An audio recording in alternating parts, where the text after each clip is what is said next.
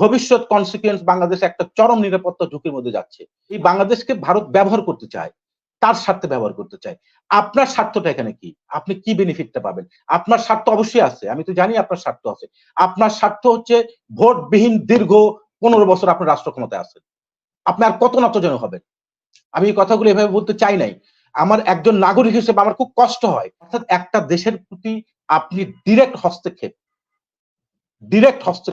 এটি কোনোভাবেই একটি স্বাধীন সার্বভৌম রাষ্ট্র নাগরিক হিসেবে মেনে নেওয়া সম্ভব?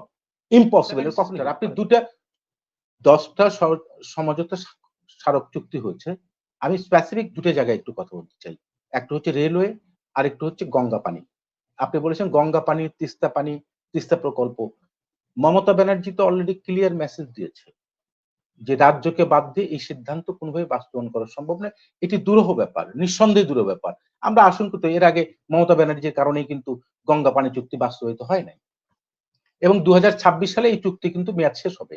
2026 সালে, অর্থাৎ 2 বছর পরেই। আপনি দেখেন এখানে মূল সমস্যা যেটি দাঁড়িয়েছে, আপনি বলেছেন যে আপনার কি বলা যায়, এই যে ভিশনটা দেখানো হচ্ছে 10টি সমঝোতা স্মারক চুক্তিতে, এটা হচ্ছে ভিশনটা বেসিক্যালি হচ্ছে কি লং অন ভিশন। এটা শুনতে খুব ভালো লাগবে। কিন্তু শর্ট অন ডেলিভারি।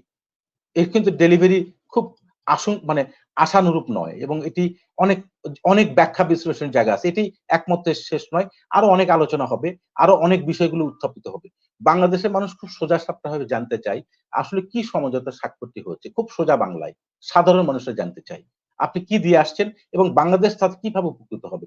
আপনারা বিভিন্নভাবে ইনিয়ে বিনিয়ে ব্যাখ্যা দেওয়ার চেষ্টা করছেন যে এখানে আপনার ট্রান্সমিশন, করিডোর, ট্রান্সশিপমেন্ট এক্সেট্রা। আমি দেখেন 7 সিস্টার যে অঙ্গরাজ্য ভারতের, এটি তো ভারতের মূল ভূখণ্ডে অন্তর্ভুক্ত হওয়ার কথা ছিল না।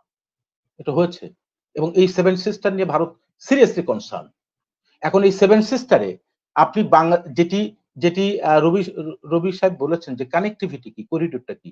আপনি কানেক্টিভিটি হওয়ার কথা ছিল এশিয়ান, এই যে কি বলে যে হাইওয়ে কানেক্টিভিটি, যেখানে সমস্ত এশিয়ার দেশগুলো কিন্তু সেখানে কানেক্টিভিটির আওতায় আসার কথা ছিল। কিন্তু আপনি ভারত আর বাংলাদেশের মধ্যে কানেক্টিভিটি কিভাবে তৈরি করছেন? এটা 1 to 1, অর্থাৎ একটা রাষ্ট্রের সাথে আর একটা রাষ্ট্র। এই বাংলাদেশকে ভারত ব্যবহার করতে চায়, তার স্বার্থে ব্যবহার করতে চায়। আপনার স্বার্থটা এখানে কি? আপনি কি বেনিফিটটা পাবেন? আপনার স্বার্থ অবশ্যই আছে, আমি তো জানি আপনার স্বার্থ আছে। আপনার স্বার্থ হচ্ছে ভোটবিহীন দীর্ঘ 15 বছর আপনার রাষ্ট্র ক্ষমতায় আছেন। আপনি আর কত নতজন হবেন? আমি এই কথাগুলো এভাবে বলতে চাই নাই। আমার একজন নাগরিক হিসেবে আমার খুব কষ্ট হয়। আপনার ইনিয়ে বিনিয়ে একটা দেশ প্রতিনিয়ত একটা সংকটের দিকে যাচ্ছে। ভবিষ্যৎ প্রজন্ম একটা সংকটের দিকে যাচ্ছে। আপনার সেটা নিয়ে একটি কথা বলছেন না। আপনি যদি প্রকৃত অর্থে বাংলাদেশের নাগরিক হয়ে থাকেন, দেশপ্রেমিক হয়ে থাকেন, আপনি কোনোভাবে এটা সমর্থন করতে পারেন না। কখনোই সমর্থন করতে পারেন না। তারপর আপনি ইনিয়ে বিনিয়ে এটি নিয়ে বিভিন্ন ব্যাখ্যা বিশ্লেষণে যাচ্ছেন, বুঝানোর চেষ্টা করছেন। আপনি আমাকে বুঝান তো, কনভিন্স করেন। এই 7 সিস্টার, এই 7 সিস্টারে কারা থাকে? মিজোরামের যিনি লিডার কিছুদিন আগে একটা সাক্ষাৎকার দিয়েছেন, উনি কি বলেছেন?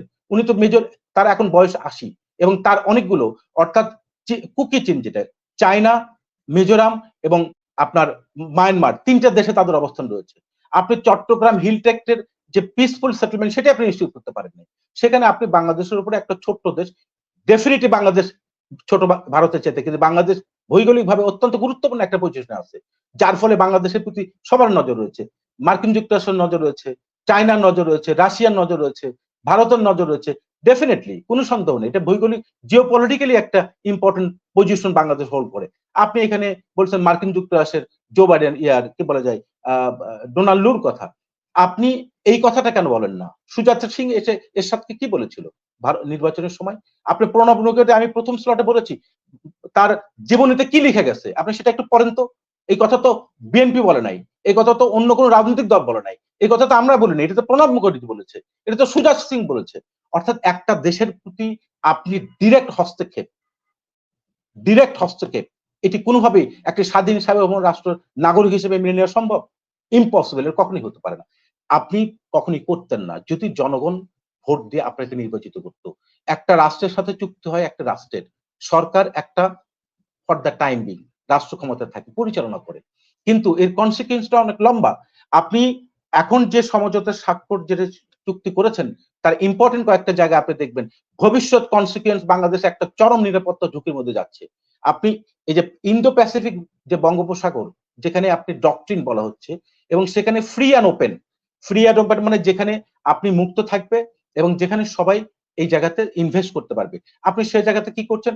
ভারতবর্ষের আওতায় আপনি আসছেন। সেখানে ভারত কি বলছে? ভারত জিম্মাদার। আপনি যে এই যে মেরিটাইম যে চুক্তি, ডক্ট্রিন যে চুক্তি আপনি করতে যাচ্ছেন, সেখানে ভারত জিম্মাদার।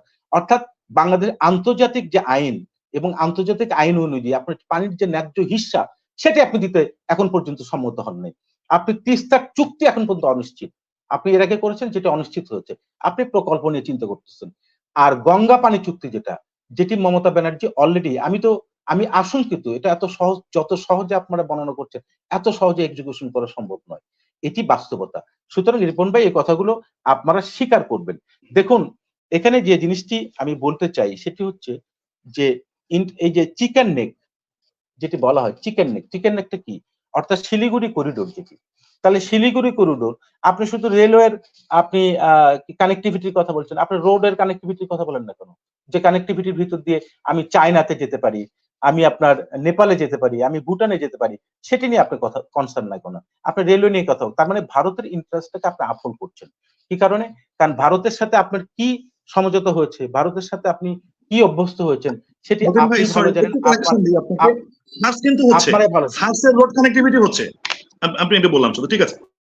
আমার কথা দেখেন, একটা জিনিস আপনাকে বলি, সিকিমের 14টি জলবিদ্যুৎ কেন্দ্র প্রকল্প ভারত তৈরি করেছে, সিকিমে 14টি, এবং দেখবেন যে সেটি করার কারণে মৌসুমী সময়ে পশ্চিমবঙ্গের বেশিরভাগ উত্তর অংশে পানি প্রবাহ এটি কিন্তু অনেক কমে গেছে। ফলে তারা অনেক সংকটের মধ্যে আছে। আজকে যে গঙ্গা পানি চুক্তি বা তিস্তা প্রকল্প, যেটি আপনি বলছেন Bharat interested, China interested, definitely China interest. Bangladesh এখন এই যে 8 তারিখে যে প্রধানমন্ত্রী যেতে চাচ্ছেন চায়নাতে, তার মানে এক জায়গায় কিছু চুক্তি করেছেন, চায়না আপনাকে কিছু জিনিস দিয়ে, চায়নার কিছু ইন্টারেস্ট বাংলাদেশ রয়েছে, ইনভেস্টমেন্ট রয়েছে। যেটা একসময় আজাদ সাহেব আমার উত্তরে বলেছিলেন যে আমি আসলে শুধু বলেছি রপ্তানি আমরা করছি, আমরা আমদানি করি কিন্তু রপ্তানি করছি না। একজন দর্শক বলেছেন গত পার্লামেন্টে এই কয়েকদিন আগে অর্থমন্ত্রী বর্তমান যে মোহাম্মদ আলী সাহেব, উনি একটা তথ্য দিয়েছেন, সেটি হচ্ছে $130.58 মিলিয়ন বাংলাদেশ থেকে নিয়ে গেছে কারা?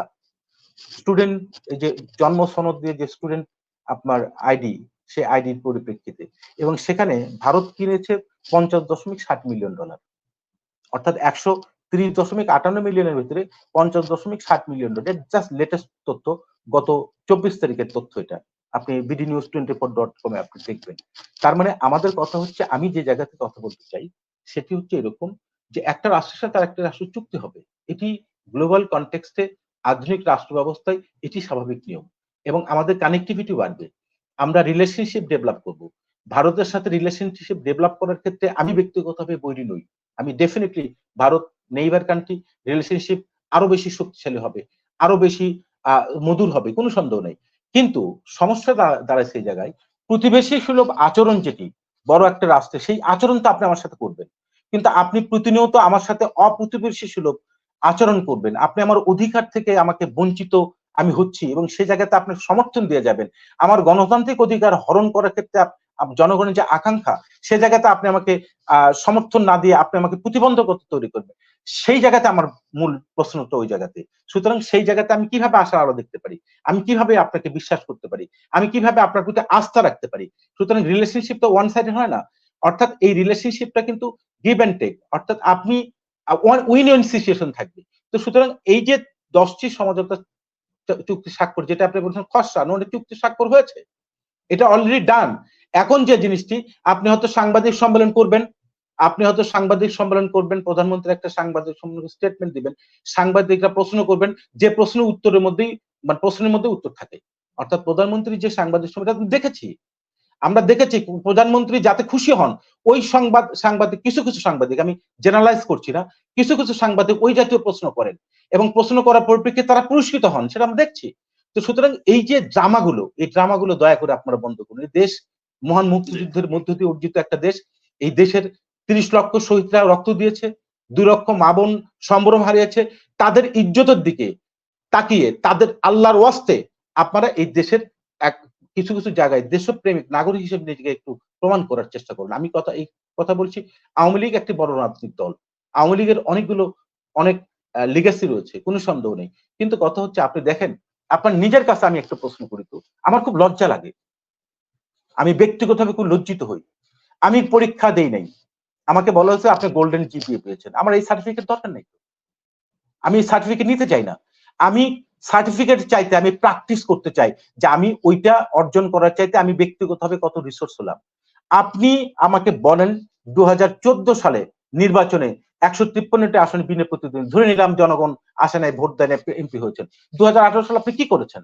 আপনি 2018 সালে রাত্রেবেলা ভোট নিয়ে আপনি নির্বাচনে এসেছেন এবং সেটি সরাসরি ভারত এখানে ইনভলভ ছিল, সরাসরি ডিরেক্ট ইনভলভ, এবং সেটি কাদের উপর ভর করে? প্রশাসনের উপর ভর করে, যার ফলে আজকে একের পর এক থলের বেলে বেড়ে আসছে। আপনি বলছেন রুলস অফ বিজনেস, আমি জানি, আমি পাবলিক অ্যাডমিনিস্ট্রেশনের ছাত্র, আমি জানি যে একজন সরকারি চাকরিজীবীর রুলস অফ বিজনেসটা কি। কিন্তু প্রশ্ন হচ্ছে একজন সরকারি কর্মকর্তার যদি আপনি দুর্নীতি নিয়ে কথা বলতে যান, দুদক যদি এখানে ইন্টারফেয়ার করতে যায়, তখন তার অফিসের ঊর্ধ্বতন কর্মকর্তার অনুমতি লাগবে। কেন? তার মানে অনুমতি আপনি না দেয়া পর্যন্ত তার ব্যাপারে আপনি কোনো ইনকোয়ারি করতে পারবেন না। এই আইনটি তো আপনারাই পাস করেছেন।